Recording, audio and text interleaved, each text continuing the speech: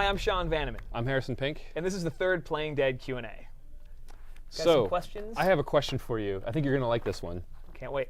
Everett asks, I'm a big fan of Kirkman's works, and I was wondering if there will be anything that will reference his other works like Invincible or Super Dinosaur. I think the best thing ever would be an alternate costume where Lee Everett is dressed as Bulletproof from the Invincible comic. And Everett sent this in. Yes. It's only marked Everett.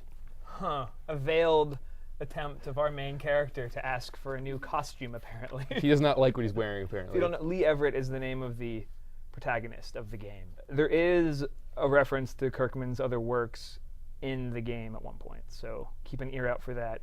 But for something like costumes, and it's kind of that's sort of tonally outside of what we would probably do for the game. I can't think really for see this that happening. particular game, Yeah. it's slightly outside the sort of realm. So you're not going to see him in just like a skin-tight, like Spandex superhero outfit. spandex thing. Yeah.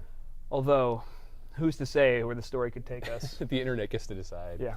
Jake asks, will the game be releasing in the UK at the same time as the United States, and will it be available on the PS Vita as well? So it will definitely be coming out at the same time in the US and the UK. Because it's on the internet. The internet is all over the place. So you'll be able to get it at telltalegames.com/store. And Steam, Steam. Xbox, Xbox Live, PSN, and iOS. I was going to say iOS. As far as the PS Vita, I don't think we're going to be supporting that currently, but we would love The Walking Dead to be on everything, everywhere. Jonathan asks, besides Glenn and the Green family, are there any other characters from the comics that will cross over in the game? That's a great question, Jonathan. Glenn's in the game, Herschel's in the game, Sean is in the game, and you might know Sean. He's actually in the barn as a zombie in the comic books, but he's not a zombie in the game, which is great. I mean, he would be not a very interesting character if he was a zombie in the game. Pretty one-dimensional. Right. Yeah. There's another character from the comics in the game who's actually in your crew for a long period of time and has a big impact on the story of the game, and her name's Lily. And if you've read the comics and you're familiar with the Governor and Woodbury, and without giving anything away about who they are or what they do for people who haven't read the comics, she is an integral character, even though she's only in the comics for like 2 or 3 frames.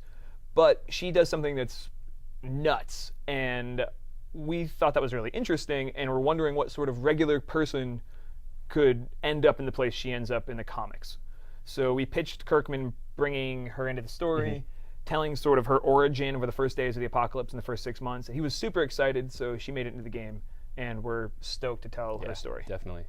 Ryan and I, in fact, want to know when we'll be able to pre-order the game on Steam. So Steam's pre-orders usually come in about a week before the game launches. So you'll be able to pre-order it from Steam about a week before the game comes out. But if you pre-order from telltalegames.com/store, you will get 10% off the game. You can get it for Mac and PC pre-order, and also you get a chance to become a zombie in one of the future episodes of The Walking Dead, which is pretty cool. Chris asks, I've never played a Telltale game before. I heard of it first when I learned there would be a Walking Dead game. I'm wondering if I can simply purchase each episode from the PlayStation Network with my PSN money, or do I have to buy it through your website with a credit card? Chris, you can buy it straight from PSN with your PlayStation money for sure. All the episodes will be up on the PlayStation Network store, and you can buy them the same way you buy any other game. And they'll all link up and talk to each other, so choices you make in the first one will be in the second one, and you can play the game just like you would any other PSN game. After playing Jurassic Park, which attempted to follow the mechanics of Heavy Rain, would you say that the gameplay mechanics for The Walking Dead are similar?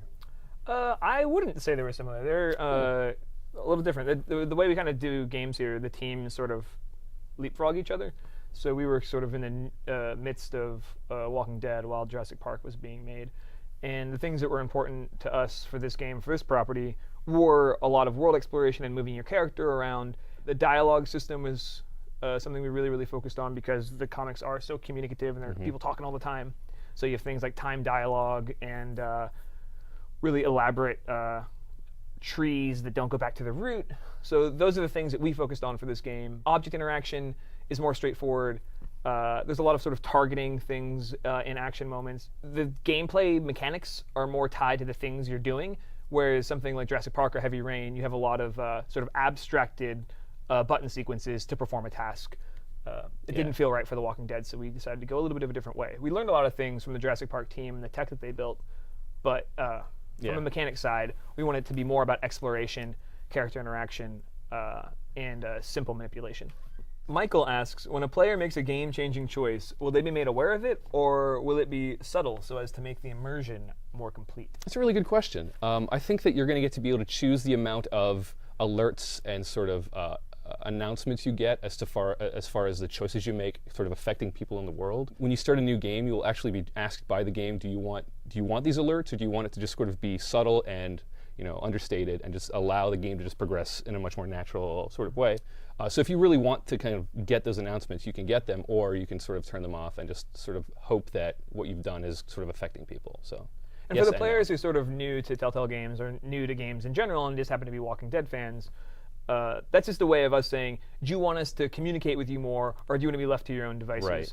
And both are completely valid ways to play the game. We've made sure that even if you say, oh, I want to play the more sort of guided experience, that any of the messaging that's coming up throughout the game about choice and mechanics is still subtle. So it would say something like, Kenny won't forget this. And it doesn't say like, this was the wrong choice. Yeah, because there really are no wrong choices Right. in the game. But we definitely hear that there are players like you, Michael, who want to just be left alone with the story to make choices and see what happens. And that's completely supported by the game.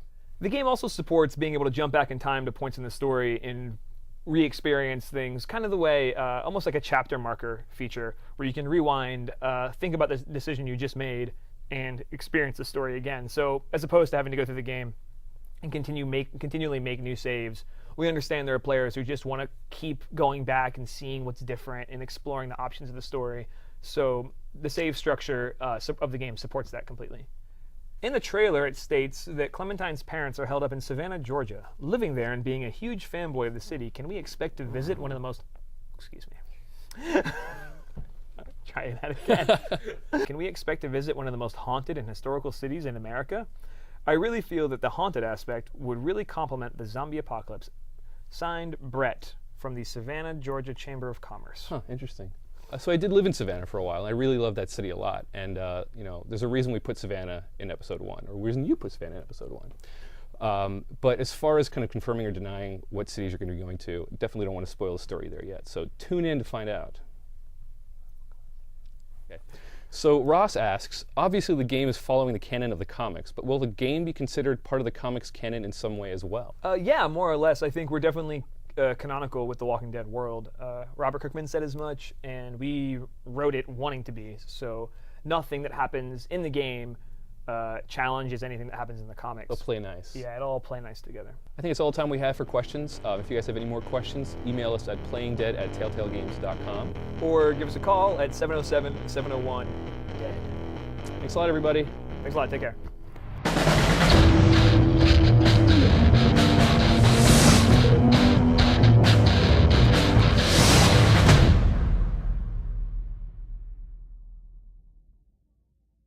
Yay. Or, telltalegames.com/.